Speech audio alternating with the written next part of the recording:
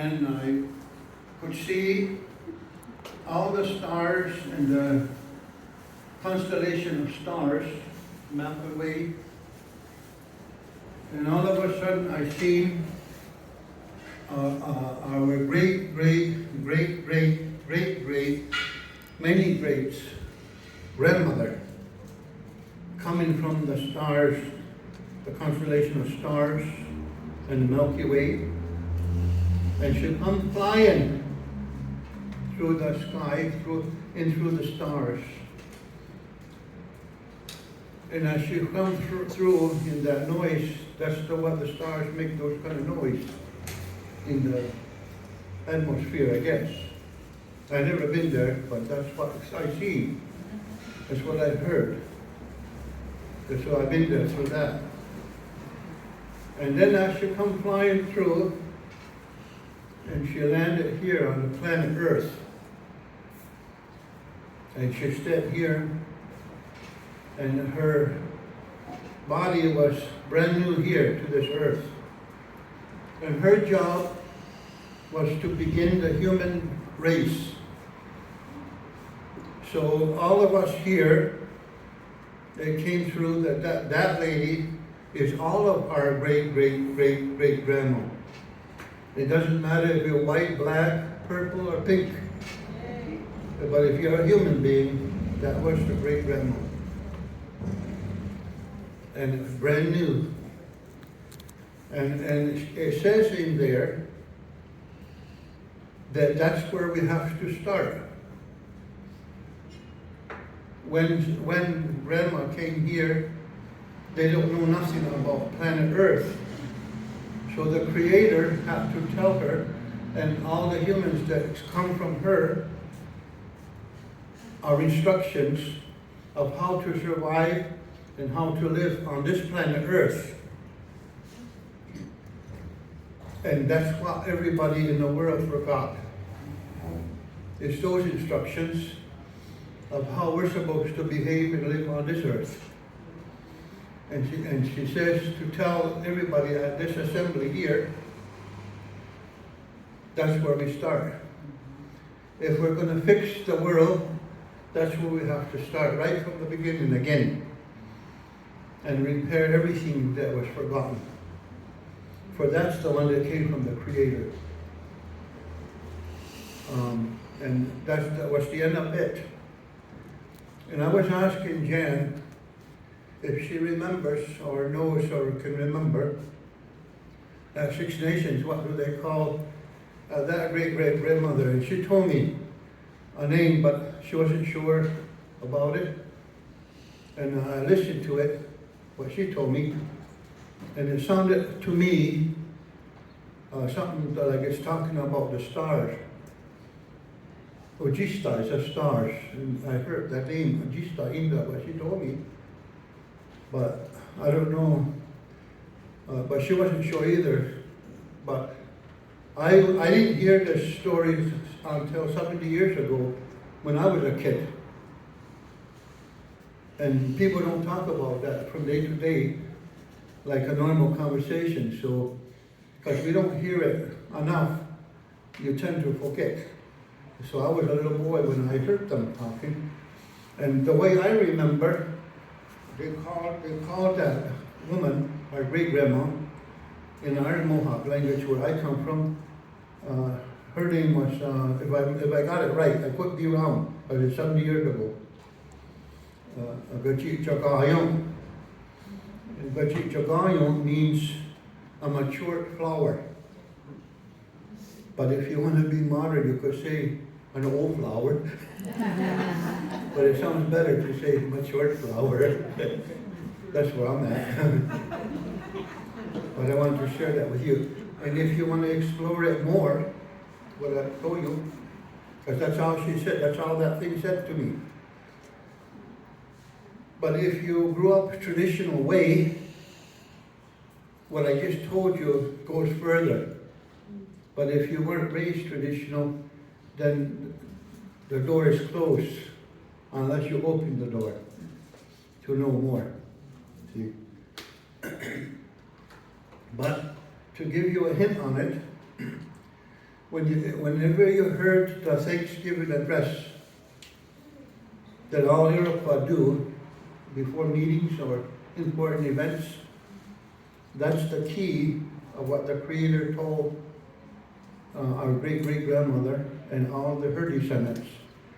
Those are our instructions of how we're to live.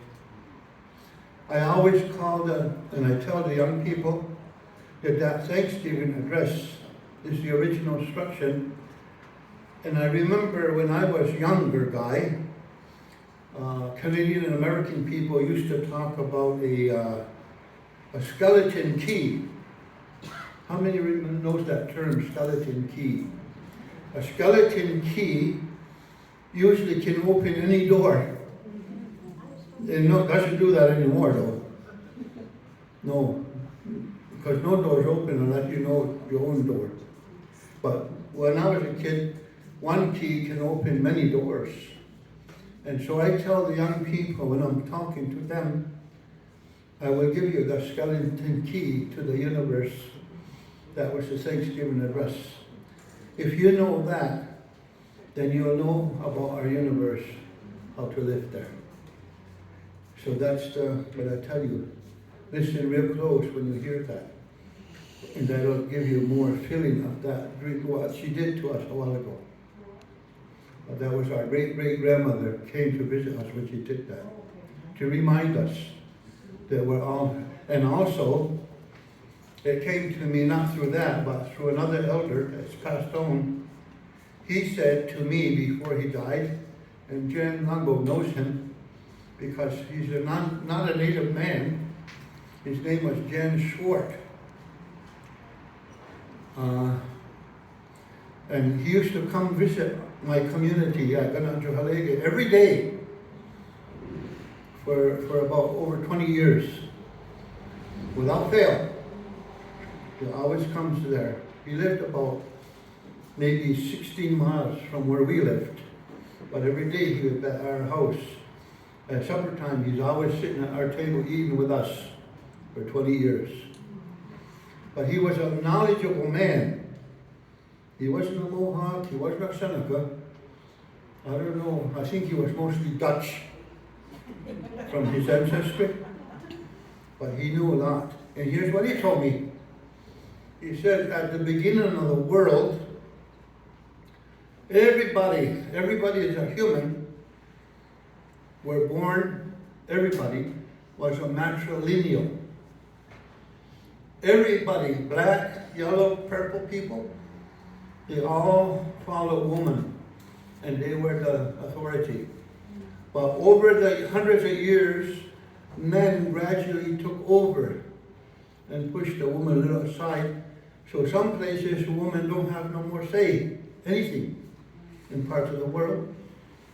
In other parts, woman still has something to say. He said, especially in Iroquois country, women still have a say. That's what he's not native. He said, according to his study, his father and his grandpa's study, that's what he said, I have found. That all the people in the world once were all matrilineal. And he said, and perhaps someday we will get back to the matrilineal again.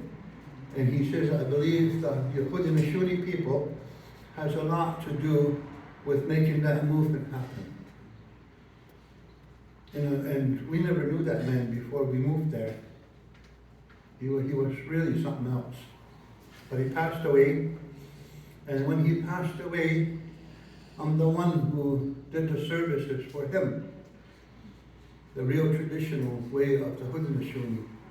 So his ashes is spread where I live, on top of the hill. So he looks at us every day.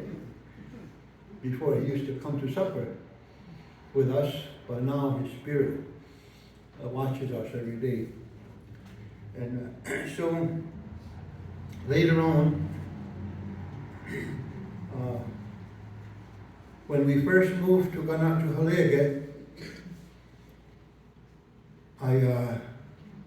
when I was a little boy, my grandmother, when my grandmother passed away, she was almost 90. She was going to be 90 pretty soon. That's when she passed away.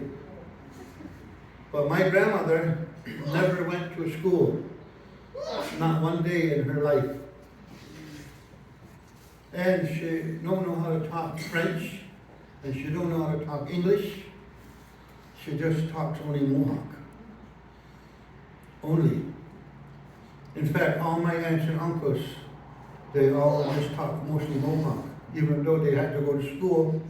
But their English was very broken. Even my mother didn't talk much English. She could talk it, but not real good. But if you don't say nothing, Mohawk is going to come out of her mouth. And that's how come I still can talk Mohawk. Because of Grandma and my mother, that was their preferred language every day. But I'm getting to the age now where I forget why I'm telling you this right now.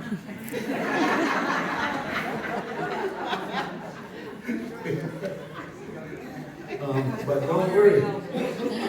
If you don't understand what I just said, give yourself a week or two, you'll know. Because we're all in the same boat, right? And my aunt says the boat's getting pretty crowded.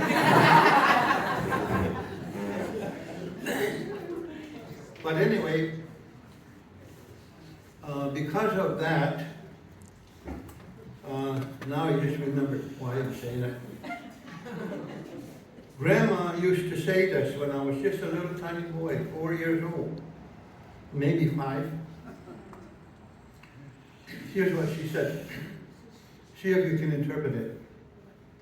Nene tiga German na hadia doda. Isi nu yo kinolukwa. Lekukchi lunatka lude. That's what she would say. I was 4 or 5. And I don't know what that means. I don't even know what a German is. But I didn't know what that is. It sounded like it might be a people, but I wasn't sure because I'm only a little boy. So I don't know. Then maybe before the year is over, we'll be doing something and she was a basket maker. I was weaving baskets. And she would all of a sudden say that again. And I was 1 year older now. And I still don't know what it means. Then I'm 6 years old, she says it again. And I still don't know what she's talking about. Because I'm too small to really investigate. So pretty soon I'm 10 years old now. I'm 11 years old. And she still says that every now and then. So finally, I'm 11 years old maybe. And I says, finally I got to the point where I can question when I hear something. Whereas when you're a kid, you don't really pay attention. So now I'm 11 years old, 12 years old. And Grandma just said that. Nene tiga German na hadia doda. Isi nu yo kinolukwa. Lekukchi lunatka lude. She just finished saying that, and I'm now 12.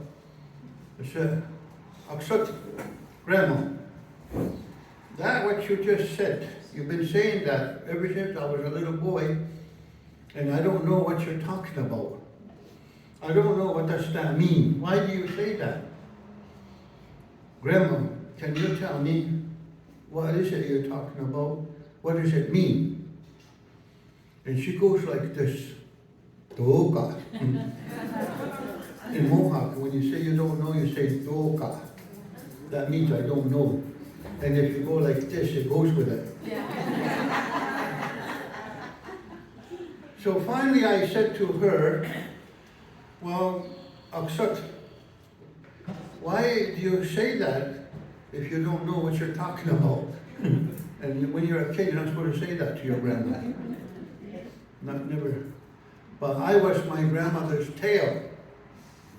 I went with my grandma to every ceremony, to every feast, since I could crawl. And I was my grandmother's best buddy. And so I could say anything in the whole world to her, and she never got mad at me. And she never scolded me or hollered at me. Never in my whole life. And so I could say what I wanted to say, and I never had to be afraid, because she was a grandma. And so she didn't never know what she's saying. Years went by, and then I grew up. Now I'm 18 years old, and still Grandma don't know what she's talking about when she says that. Just that part she don't know, but everything else she knows.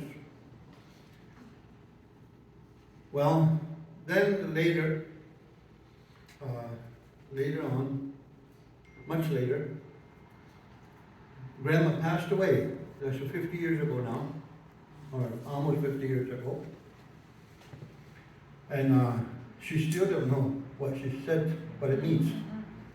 But I found out. But she's passed away, so I couldn't tell her.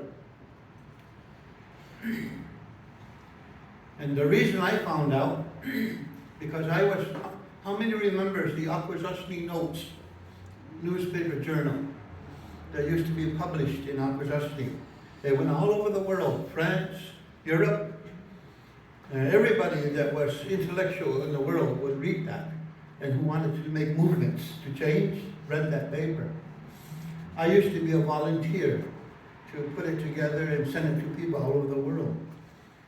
All of a sudden, while I was volunteering there, a telephone call came in from Middleburg, New York. It's in Cherry Valley, in the Mohawk Valley, where all Mohawks used to come from. Before there was a Six Nation, before Akwesasne, before Ganawagi, before Oka or any place, we all came from there. That's our homeland for the Mohawks. So a man called me from there, he's a school teacher, Middleburg School, grade school, little guys, all the way to 6th grade.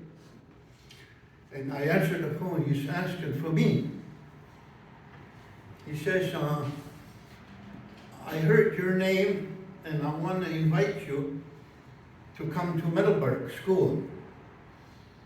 Would you come? I'll give you gas money, and I know a lady who has a bed and breakfast here, and you'll stay there free, and she makes the best cherry pies, peach pies, and cobblers, and she'll feed you. You're not going to get hungry. You got a nice house too, if you come down.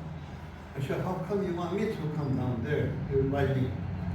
Because he says, I'm a teacher at the school in Middleburg, and those kids have been asking me why around here where we live in Middleburg is there a Mohawk ambulance, and there's a taxi service called Mohawk Taxi, and there's a little town not far called Mohawk, town of Mohawk, and there's a Mohawk Carpets, and there's a Mohawk Airline, and there's a Mohawk hardware store, that's named Mohawk. Mohawk Drive-In, and those kids are asking me, how come everything's named Mohawk, and where is the Mohawks? Well, who are they? Where are they? Where'd they go? That's what those kids are asking. And I told them what happened, that they all went north because of the history. If they stayed here, they would get killed. So they went to Grand River, they went to Ganawagi, they went to Akwesasne, all places. They said, those kids, we would like to see a Mohawk sometime in our life. And that's why I'm calling you. Can you come down here so you can visit the kids? And you talk the Mohawk language and they listen. And maybe you can bring stuff that you do like rattle and drum and stuff, show them. But I never went to the Mohawk Valley that time yet. But I used to hear about it when I was a little boy. I didn't know where it was because we were poor. The furthest we ever go was Messina, New York, 11 miles away. That was like going on a big journey because nobody had a car when I was a kid. So he says, this is the old homeland of your people. I said, okay, I want to see that homeland for the first time too. So I went. And that first grade came in there, and I have to talk to the pre-kindergartens.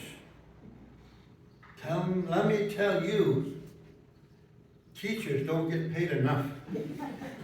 The work they do is so hard to do. Can you imagine being with 20 little kindergarten kids all day? And their what do you call it? Attention, how do you call it? Their attention, no, not deficit. Attention span is this long. 20 seconds and they lose you. They get bored with what you're telling them. So now you gotta make a joke or you gotta dance and then you get their attention again. So you gotta be a clown and a dancer and a movie actor all day. Just to keep their attention. Well, I only had to do one period. So I sang, I danced, and I clowned, and I kept their attention. But by golly, by the end of that period, I was so glad they left. They left. Then the first grade came in, and they're only that long. Better. They left, and I was tired. And I was glad they left. Then the third grade came in. A little bit better, they understand more, and you can talk longer. But you still got to dance for them. Still got to clown with them. And then the fourth grade, fifth grade, went after them all day. And when that last sixth grade left, they all got on those orange buses. And I said to the teacher guy, I said, I'm glad there's no seventh grade. And they're all mine. I hope they get home safe, because I'm tired too. He said, well, Tom, you did a good job. You deserve a good rest now. So he says, come on. And he put a chair there, and he in the same classroom, and he says to me, I was going to sit down too, because my hips is sore. And I can talk still to sit down too. I think so. Anyway, so I sat down, and he says, I'm going to make a hot water, and we're going to have some tea together. And with no kids, just you and me. Good. So I sat there, and there's a big window in the front of us. And he made the tea, and we sat there to visit. And he says, you see that knoll out that window? And I never heard a Mohawk say knoll before. I don't know what's a knoll, because Mohawks don't say that in their way. Even when we talk English, we don't say that. I have no idea what a knoll is. And I'm not a kid either, but I still don't know what a knoll is. And I looked out there, and I lied to him. I said, yeah, I see it. But I don't know what I'm looking at. Well, he said, at the bottom of that knoll, oh, he must be talking about a hill, because he said at the bottom. Well, the only thing bottom is there's a hill there. At the bottom of that knoll, there was a Bear Clan Mohawk village. And I'm a Bear Clan. I come from the Bear Clan. And how does this white man know where my great-great-grandmother's village was, and I'm a Mohawk, and I don't even know? I was shocked. How does he know this and I don't know? He knows way more than I do. Oh, then the bells and the light went on. I wonder if this man knows what Grandma's always talking about since I was a little boy. And I says, I knew his name, I forgot name now, his name. And I says, do you mind if I can ask you a question? Something that my grandma used to always say, and she doesn't know why she said it, but she talks Mohawk. And I says, I'll tell you what she said. So he said, yeah, go ahead and tell me, and I'll see if I can answer. So I said, none of the Germans know how to do it. Is he no yung kinalukwa, na kukchiro na tukaro de. He said, I don't know nothing what you said. I heard the name German, I know that, but I don't know nothing else what you said. I says, I will now interpret it to you in English. What does it mean? She's what she said. And here it goes. Then it means that those ones they call it German people has an extra fondness or a compassion or a love for the Mohawk people because they are obligated. That's what it means. Those that they call German has an extra love or fondness for the Mohawk because they are indebted to us. They have a bill, they have an obligation. And Grandma doesn't know that. What's that mean? What is it? I mean, why he says that? And he says to me, that's nothing. I know that. You know that? Yeah. What is it? Why does she say that? What does that mean? And here's what he said, I'll tell you now. That's easy. He says a long time ago,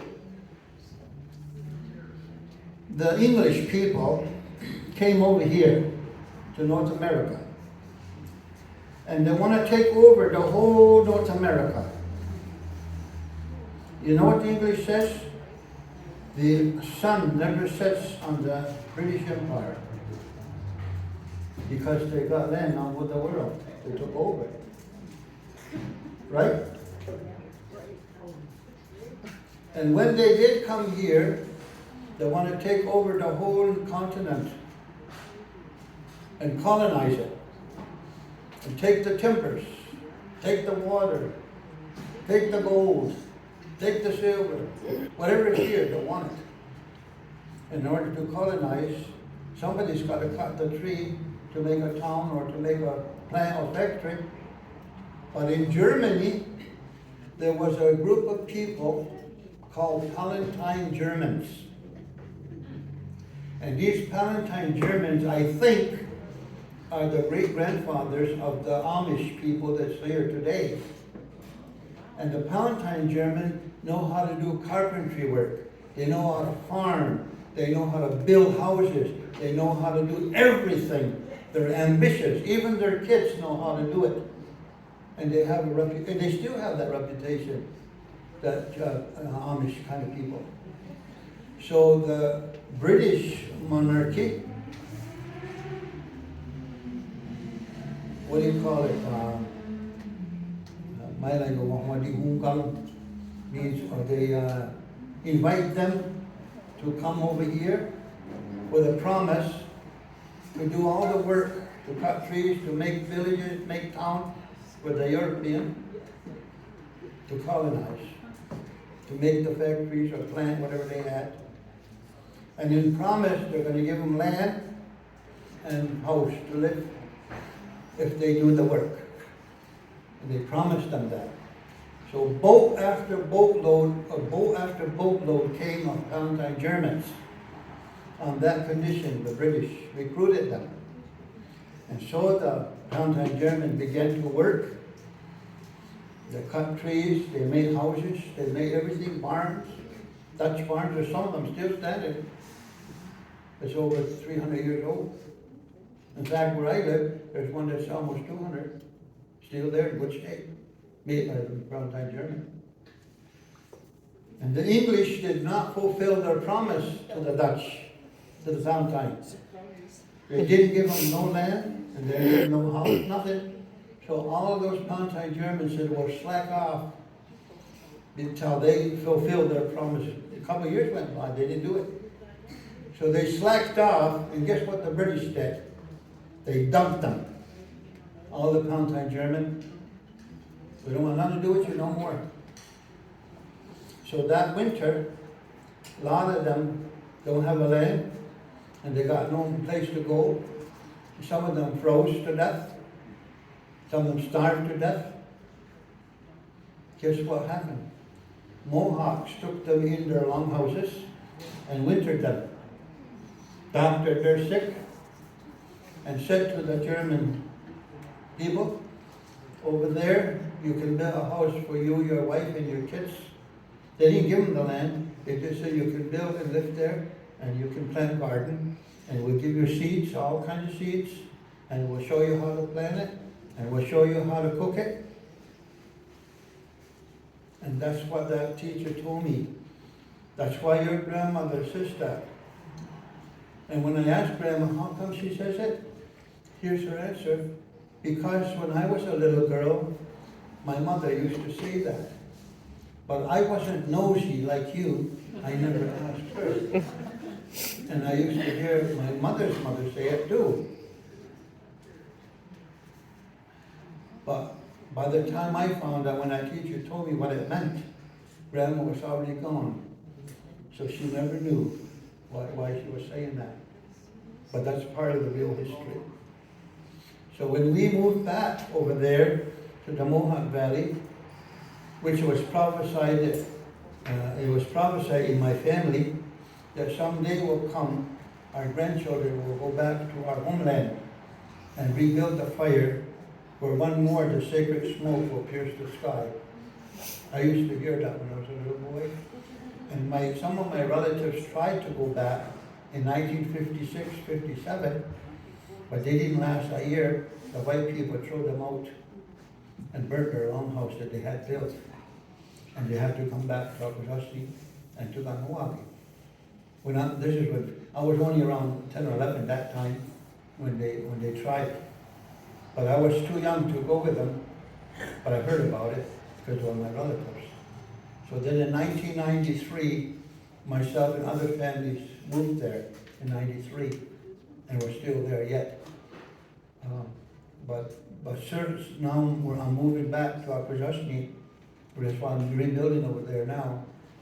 I don't want to go back really to Akwesasne. I mean, I don't mind going back there because that's where I was born, that's where I was raised, that's where my my mother and all her people live. But my father's from Oswego, the borders. But I have a daughter that's handicapped who lives with us. She's 46. And she has somewhat of a Down syndrome, not bad, just slight. And so she's never able to go to school to learn like regular people. But she's smart as a whip, really. But stubborn as a rock. Loving, like nobody can love. But no hugging. But if you tell her to walk 10 miles to go get you a drink, she will. That kind of woman. We got daughters like that. So my wife and I are almost 80 years old now. And I told my kids up north, not Akwesasne, because I got five more kids up there. I says, if my wife and your mother and me passes away, I don't know what's going to happen to the mustache here, because she's handicapped, and there's people, a lot of people unstable and kind of crazy, and they'll take advantage of a woman, and I'm worried about her. So my kid says, well, why don't you just come home and build up here, and if you pass away, don't you worry. They said, we'll take care of our sister.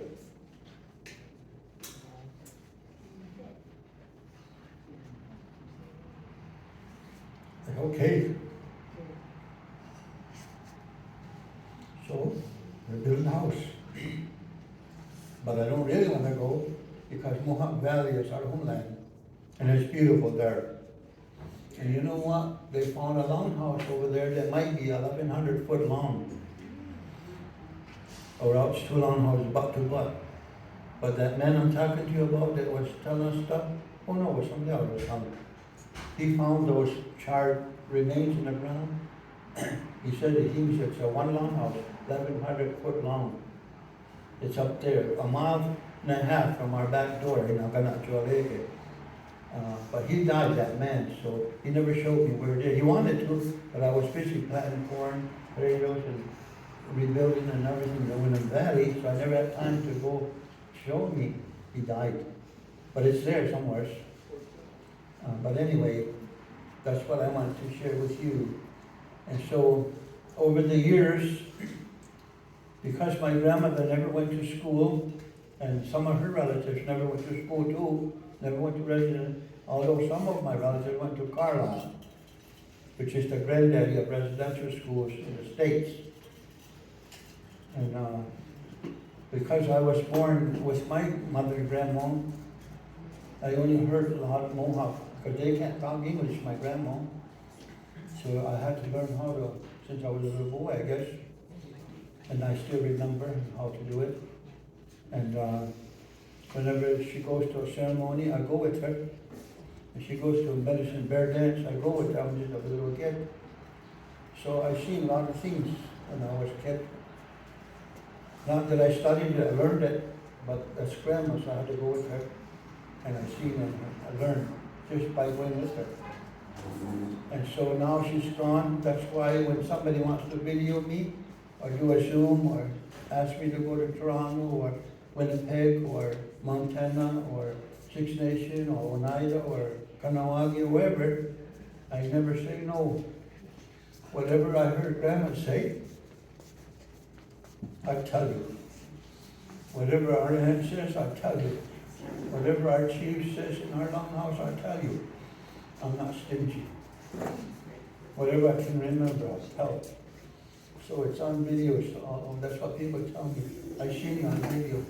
But I don't even know they have a video because they ask me if it's okay to Zoom. And do what you want. The more people hear, because there's no more grandma hardly. So if you can put it on video, go ahead. If it helps the young, and that's what grandma wants. That's what our chiefs want, our grandmothers want. And so that's why I'm here. We're going to do that thing tonight. I've never been to one of those. The first time I'm going to see that. So I'm kind of nervous a little bit about it. And I usually don't get nervous, but because I've never seen it, and people are doing that, it's a very kind thing to do. Yeah. So thank you for listening. Now. Oh, I don't know if there's any questions. Somebody did say to answer a question that people might have.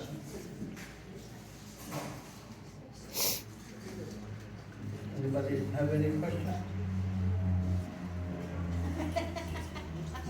I'm glad to hear the Mohawk tradition. I've never heard them.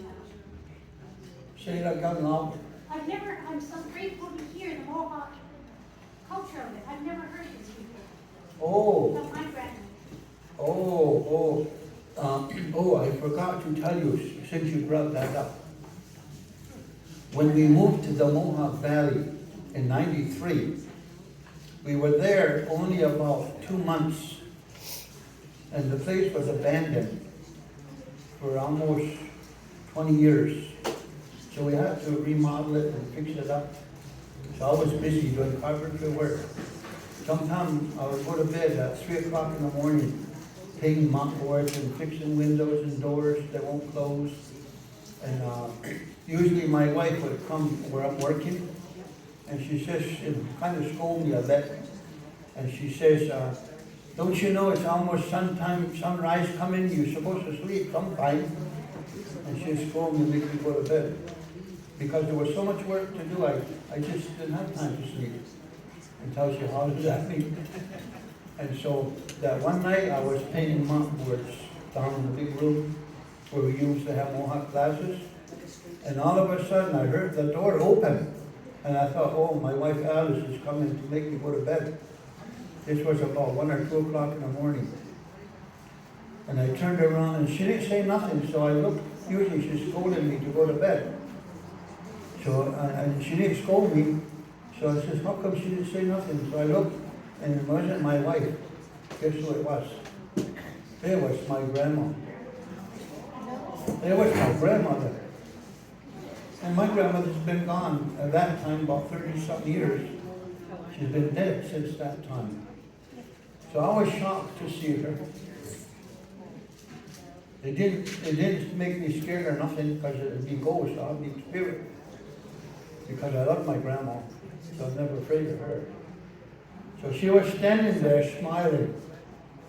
And here's what she says. Saraksan, wason keni si wakuya taksonali. That's what she said. She's smiling. What that means in English. Saraksan, I don't know how you translate that. But it's Saraksan means like dog got it, like in English. I was barely able to find you. And I was laughing. The reason I laughed at her because when we first to scout the Mohawk Valley from Akwesasne, You have to go through the entire Adirondack Mountains, from the north completely to the south, through all the mountains, many mountains, all behind it. And we had a hard time to get to the Mohawk Valley because of the mountains. So I know what she meant. Her spirit had to come through there. And that's why I laugh at her. And then she says to me, here's what she said to me after that. She says,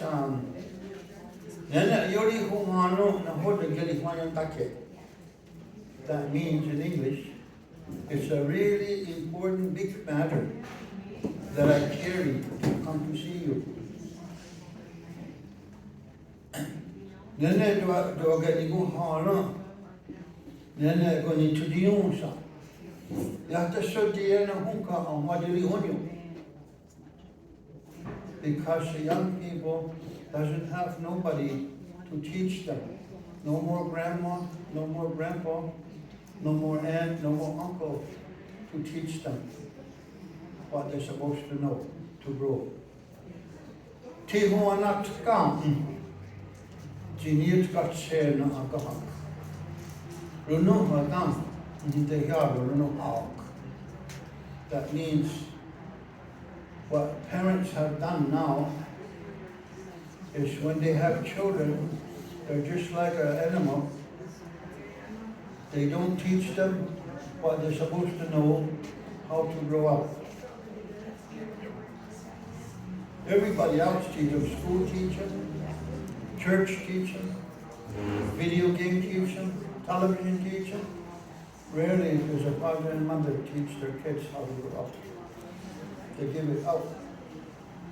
And so the kids grow up with really no father, really no mother. No grandma, no grandpa. And she says, and you know what happens when you do that?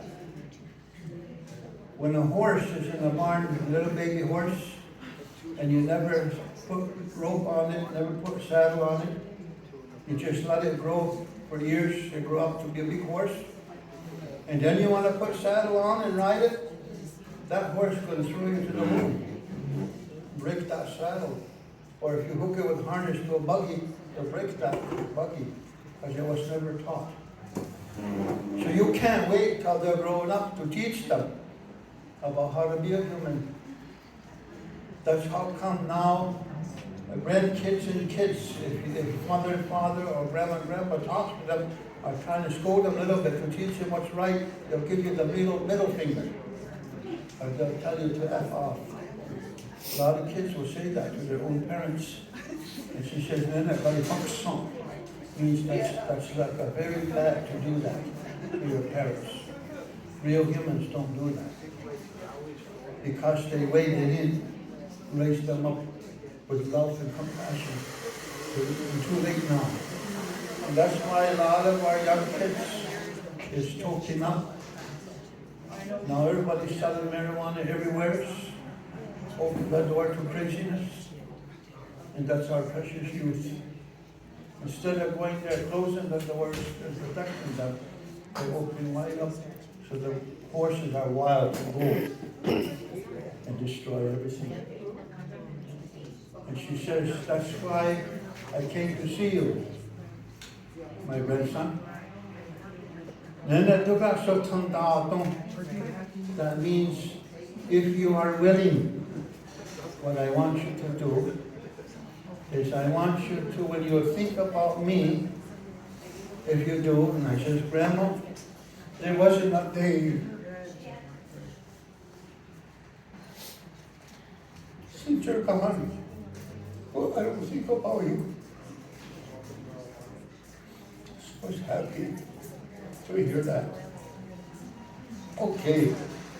He says, and when you do, remember me, whatever I said to you when you were a little kid, get a paper, any scrap paper, and write it down what you remember I was talking about, or your other aunt and uncle talking to you about. And when you finish writing on a paper, the bed where you sleep, there's a table and a lamp there.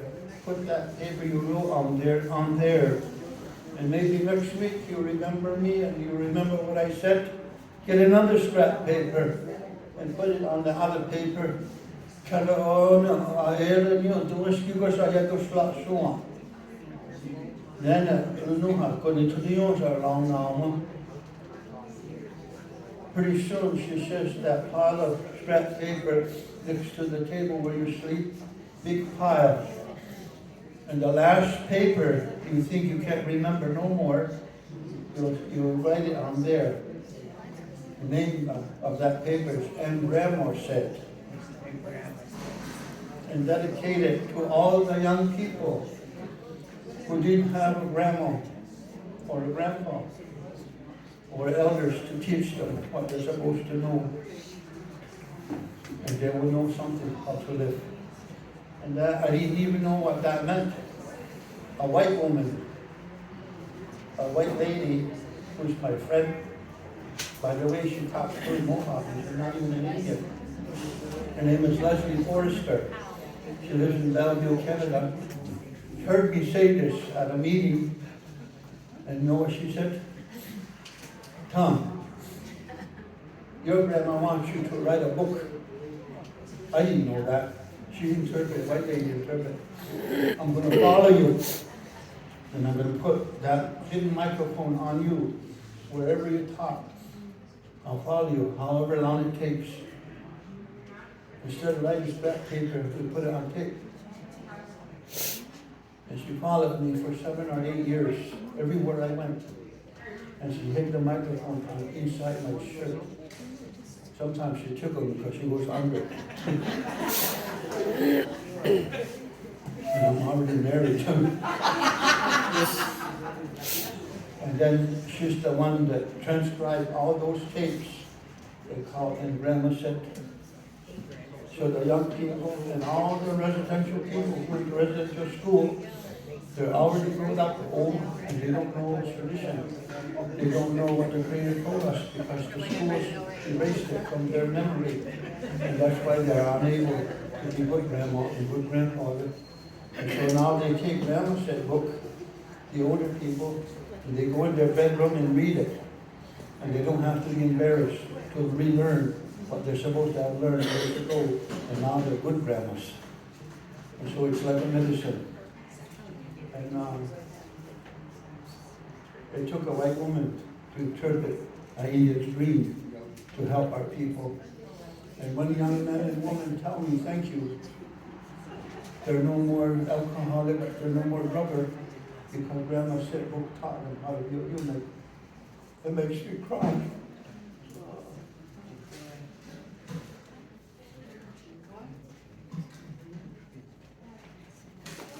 Because many of them are under the ground. They didn't survive. That's because we didn't do our job. Fathers and mothers, uncles and aunts, grandmas and grandpas didn't do our job. If we do our job, none of our grandchildren will suffer. They will all be proud to live. And that's what I can remember. Thank you for this.